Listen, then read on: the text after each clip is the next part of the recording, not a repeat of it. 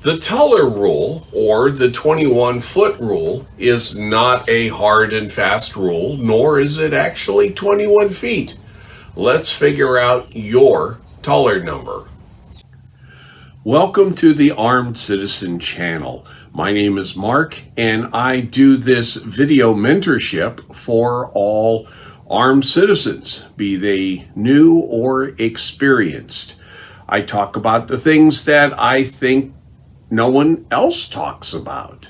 So please, like my videos, subscribe, and share them with people of all political persuasions.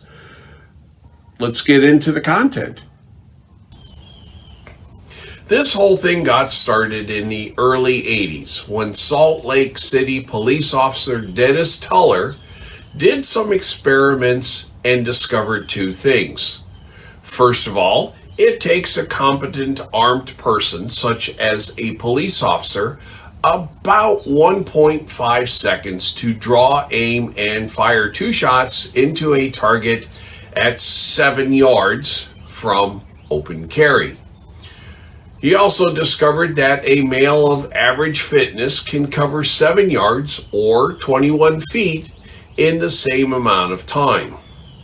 This is the origin of the 21-foot rule, which is better and more accurately described as the bubble around you that you should not let a hostile person violate. If someone armed with a knife or blunt weapon gets inside this bubble, you're basically screwed.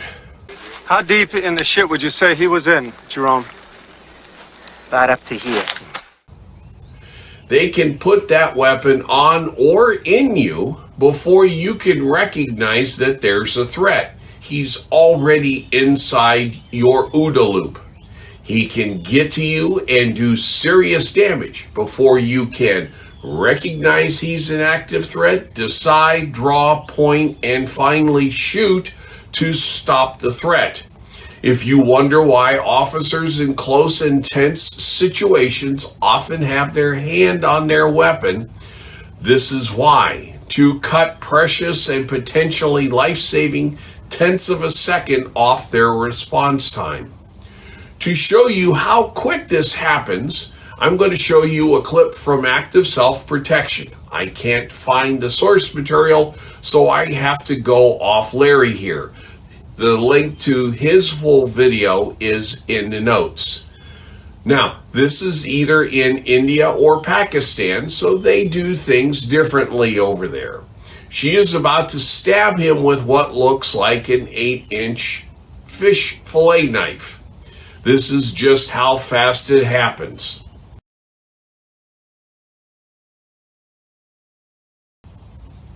This stab is a serious wound that a Band-Aid will not fix because this guy now probably has a perforated large intestine at a minimum. The stomach, spleen, and pancreas are also in range and likely to have been sliced open as well. And as Mr. Korea said, this guy's only cure is bright lights and cold steel, meaning an operating room.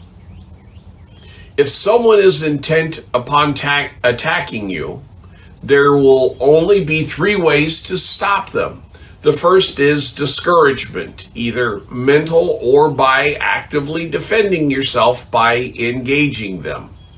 Suddenly and painfully causing them to end their day with more holes than what they started is usually causes enough introspection for them on the advisability of their current course of action, namely attacking you.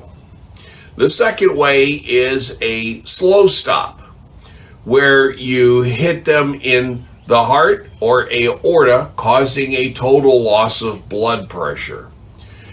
Even if the drop in pressure to 0 is instantaneous, it can take up to 15 seconds for this to have any effect, as the organs always have a few seconds of residual oxygen in them. A person with a shattered heart or aorta can theoretically travel up to 280 feet in those 15 seconds. With all of the pain, central nervous system, and organ disruption caused by that A-zone hit, that number will probably be a lot less. However, it will not be zero. In 1986, FBI agents attempted to apprehend two dirtbags in Miami. One of the dirtbags took the first wound. He was hit in the upper right arm, and a bullet was deflected into his chest, stopping just an inch from his heart. He was dead at that point. He just hadn't stopped breathing yet. This dirtbag was functional for almost 5 minutes after receiving that fatal shot, because it took that long for him to bleed out. It took another 11 hits before he was stopped from being a threat. While dying, he was able to terminate 2 FBI agents and seriously wound another 4. Do not assume that a bad guy is stopped just because you hit him. The third way to stop is to get a hit in the credit card and take out the apricot. This is an instant and irrevocable stopping of the attacker. This also includes the spinal cord down to the aorta. Disrupt the spinal cord and the muscles will not get the necessary commands. I really hate interrupting myself mid-tirade, but I just wanted to put in a real quick reminder to please like this video, subscribe to this channel, and share it with all of your friends. That's how I grow this channel and get to more people. So, all right, back to myself. Ultimately, you need to understand and train to do a couple of things. First of all, get off the X. Every foot you back away from your attacker is one more foot he has to cover to get to you. Move behind cover or concealment if you can. Move diagonally to one side or the other so he has to change direction to get to you. This will throw off his momentum and aim. Try that with a friend. 2. Keep shooting. If you have fulfilled the legal and moral requirements to engage someone with your firearm, which is they present an immediate threat of serious or fatal harm to you or others, there is no scale or grade on how many shots are too many.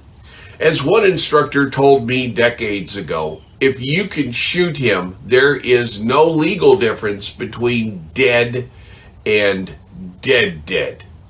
Except, of course, anchor shots.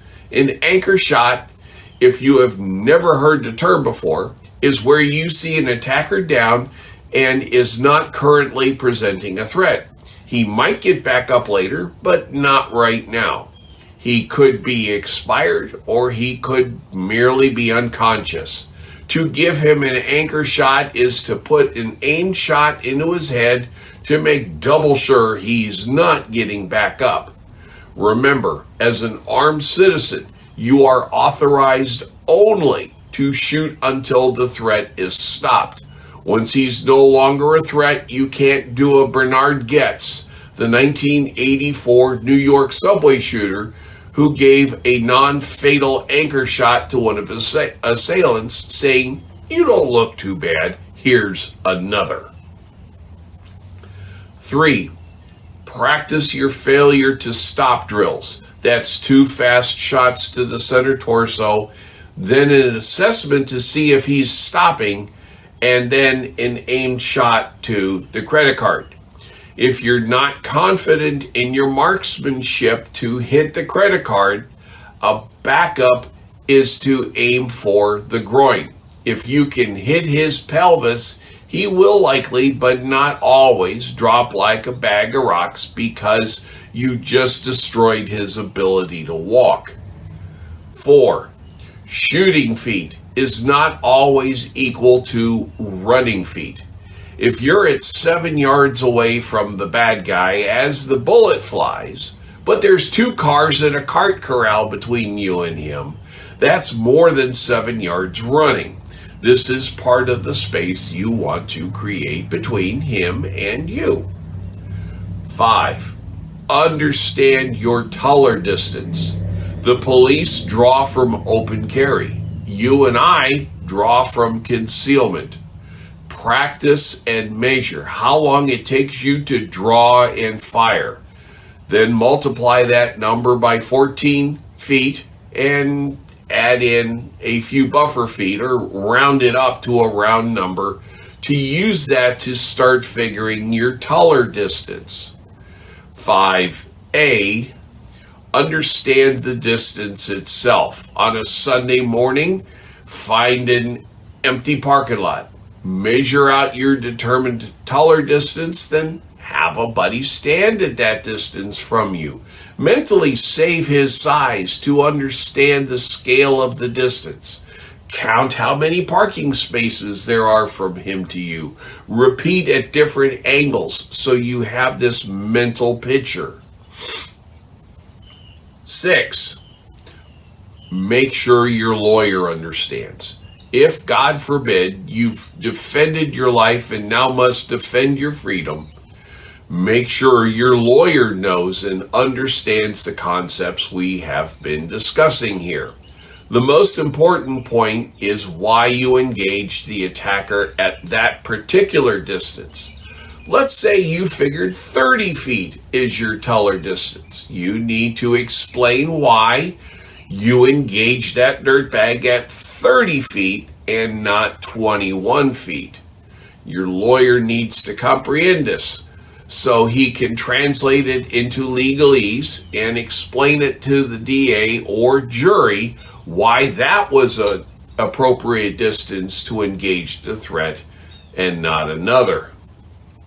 Once your lawyer has their head wrapped around this concept, they should know where to look at, $400 or $500 an hour to build your legal strategy with this as a part of it so you remain free. If you have to go to trial, this distance needs to be explained so the jury understands why you engaged at that distance and not another. This distance is covered under the reasonableness leg of your defense. It is reasonable for this armed citizen to engage a threat inside of this distance because of the attacker's speed and the defendant's reaction time. In summary, determine your Tuller distance, which is your draw and shoot time multiplied by 14 feet a second.